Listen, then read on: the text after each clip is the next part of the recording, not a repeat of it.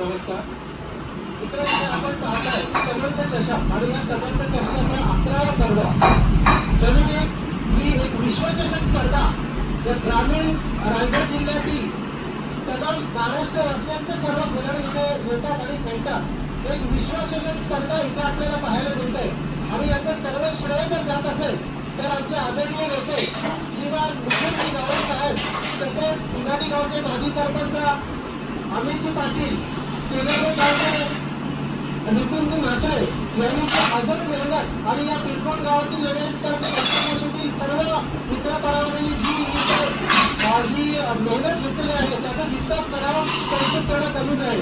मित्रांनो, आमचे आदरणीय मुकुंदजी गावडे आम्हाला नेहमीच सांगत असतात आणि त्यांनी केवळ या क्रिकेट क्षेत्रातच नाही तर सामाजिक आणि धार्मिक क्षेत्रात सुद्धा त्याच्या दहीहंडी उत्सवात सुद्धा जो ठसा या महाराष्ट्रातच नव्हे तर या सोशल मीडियाच्या माध्यमातून संपूर्ण भारतात नव्हे तर जगात त्यांनी जो पिरकोटचा बहुमान जो लौकिक उंचवला आहे त्याबद्दल त्यांचं कौतुक करावं तेवढंच काम कमी आहे आणि त्यांना मी मनपूर्वक धन्यवाद देतो।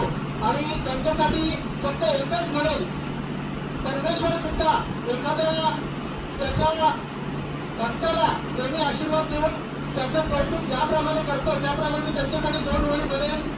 खुदी को कर बुलंद इतना, खुदी को कर बुलंद इतना कि हर तकदीर लिखने से पहले खुदा हुकुम भाई जैसे बंदे को खुद पूछे बंदे तेरी रजा क्या है। आणि अशा प्रकारे त्यांनी आमचा मान आमचा सन्मान या पिरकोट गावाचा लौकिक नेहमी उंचावत राहावा आणि त्यांचा आलेख आहे जो यशाचा आलेख आहे तो सतत उंचावत राहावा ही परमेश्वराकडे मी त्यांना प्रार्थना करतो। जय हिंद, जय महाराष्ट्र। धन्यवाद।